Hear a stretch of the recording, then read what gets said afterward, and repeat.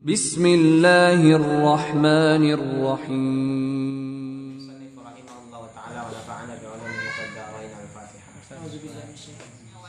Dan haram bil haidi bagi orang yang haid, wan nifasi dan bagi orang yang nifas, tamaniyatu asya'a 8 macam hal, 8 halnya haram untuk orang yang haid dan nifas dalam madhab al-Imam Syafi'i rahimahullahu ta'ala. Yang pertama as-salatu. Sudah jelas ya, sebab salat membutuhkan syarat sahnya salat adalah suci. Was-saumu. Yang kedua puasa. Ini juga sama, syarat sahnya puasa adalah suci dari hadas besar. Jadi orang yang puasa tidak boleh dalam keadaan berhadas besar ketika terbitnya matahari.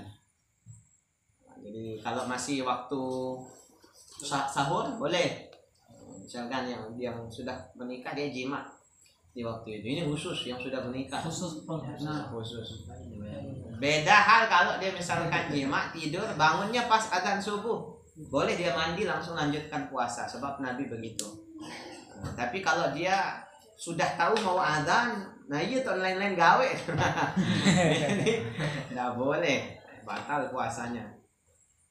Bagi orang yang haid di tengah hari puasa, sudah dia sedang puasa, kemudian pas mau berbuka sedikit lagi haid, ketahuan dirinya haid. Yang perempuan tahu dia rasanya kalau dirinya haid. Nanti yang laki-laki tidak tahu. Maka batal puasanya. Hari itu wajib qadha. Laparnya yang sudah dia lalui beberapa jam itu gimana? Insyaallah yujaru. Nah, diberikan pahala. Insyaallah diberikan pahala. Tidak ada yang sia-sia dalam amal ibadah. Hanya saja secara syariat batal puasanya. Wa qiraatul Quran. Yang ketiga membaca Al-Quran. Ini pun khilaf di antara ulama.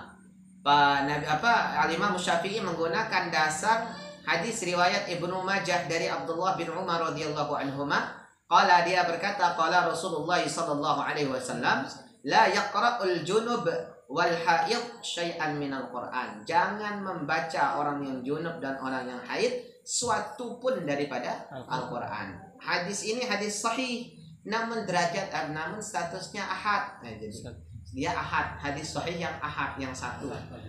Imam Syafi'i menggunakan hadis ahad ini dalam hukum-hukum fikih, sehingga beliau mengakomodir hadis ini dan mengatakan hukum membaca Quran bagi wanita haid adalah haram mutlak, kecuali bagi Imam Nawawi kemudian memberikan penjelasan.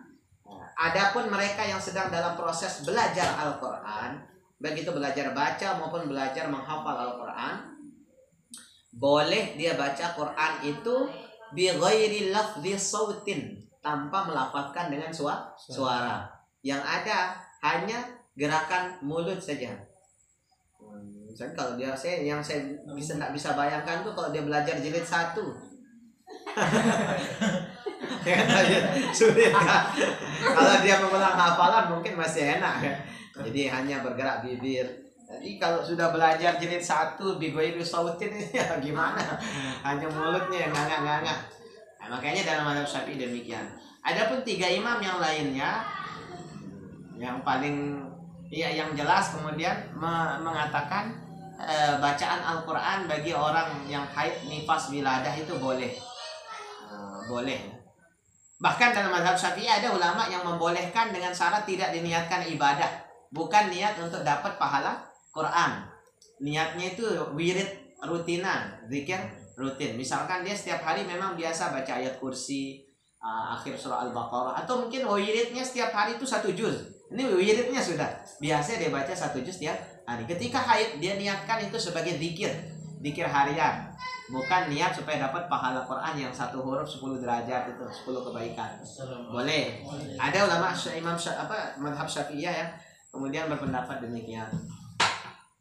Nah, yang lainnya secara umum ulama imam madhab yang lainnya mengatakan hukumnya boleh bagi perempuan haid, nifas, wiladah baca Al-Quran. Apa dalilnya? Aisyah ummul mukminin radhiyallahu anha pernah mau pergi haji, kemudian sampai di kota Mekah nangis. ternyata haidnya itu nyesel dan nangis Aisyah karena haid padahal sudah lama mempersiapkan diri untuk haji. Datang Rasulullah SAW bertanya kepada beliau, ya Humairah, wahai istriku si gadis berpipi merah. Ini Nabi biasa puji istrinya. Pelajaran juga bagi yang sudah punya istri tapi ya. Iya panggil. Masih ada istri nih?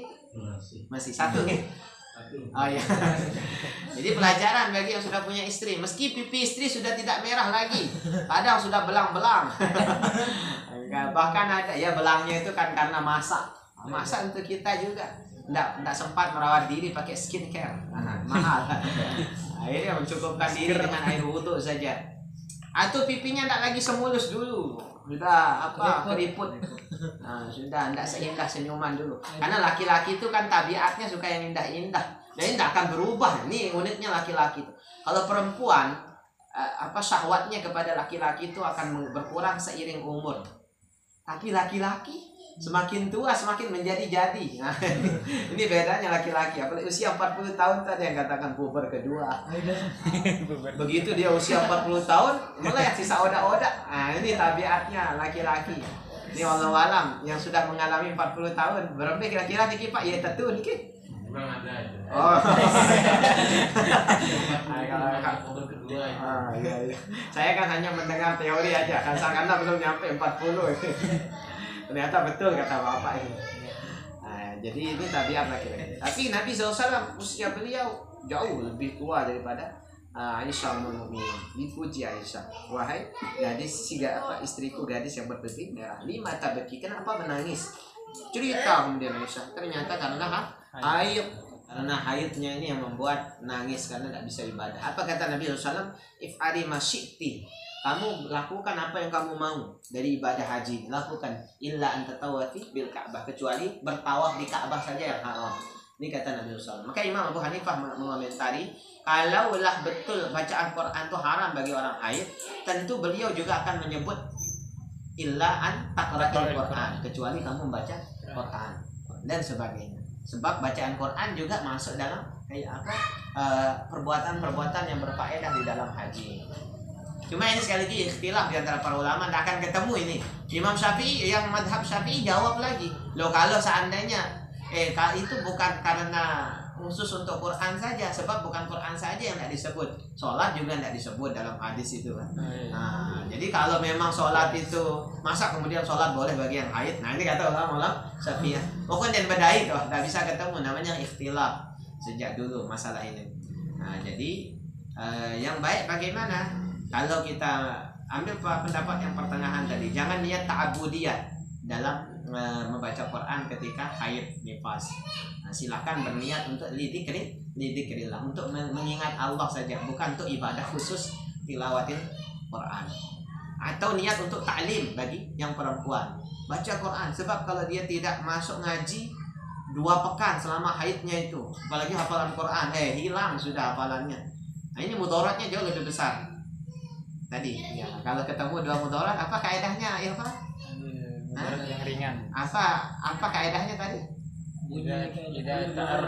Idza ta'arada mudaratain fahfad li'a'dhamiha li'a'dhamihima birtikabi akhaffihima. Kalau berkumpul 2 mudarat, ambil yang lebih ringan dengan meninggalkan yang lebih, dengan melakukan yang lebih jaga yang lebih berat supaya tidak terjadi dengan mengambil yang lebih ringan.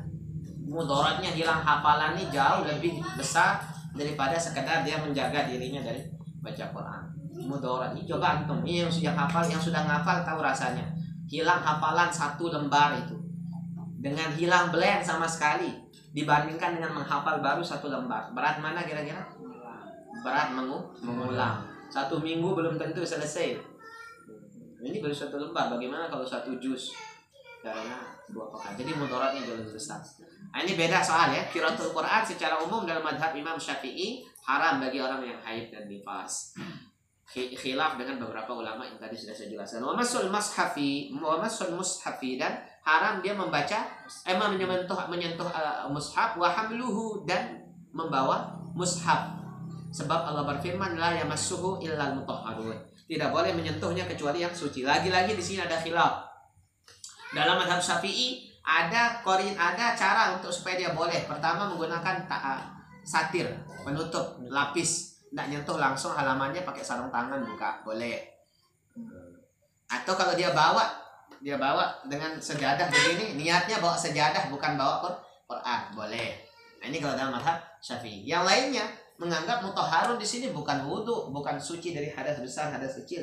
Tapi mutahharun itu apa? Al-imanu billahi wa rasulih. Dia beriman pada Allah dan Rasulnya. Itulah yang dimaksud dengan la yamassuhu illal mutahharun, ay la yamassuhu illa man amana billahi wal yaumil akhir. Tidak boleh menyentuh Quran kecuali mereka yang beriman pada Allah dan hari akhir, atau iman amana billahi wa rasulih. Orang yang beriman pada Allah dan Rasulnya. Ini penafsiran ulama yang lain yang membolehkan wanita haid membaca, menyentuh, membawa Al-Quran. Jadi kalau ada orang haid berpendapat tuh saya boleh, kata ustaz saya, sudah tidak usah demo, tidak usah heboh, biasa. Berarti dia ikut pendapat yang membolehkan. Mau dicari sampai kiamat, titik temunya tidak akan ketemu, kecuali nanti mungkin di akhir zaman ketika tidak ada lagi madhab, yang ada adalah penafsiran dari Al-Imam Mahdi atau Nabi Isa alaihi salam yang turun sebagai umat Rasulullah SAW. Bukan begitu cara sholat, kata beliau begini. Nah, kita ikut sebab turunnya langsung dari Allah. Wa tawafu, tawaf di Ka'bah tidak boleh. Wal wata'u, yang kedua wati'. Apa wati' itu?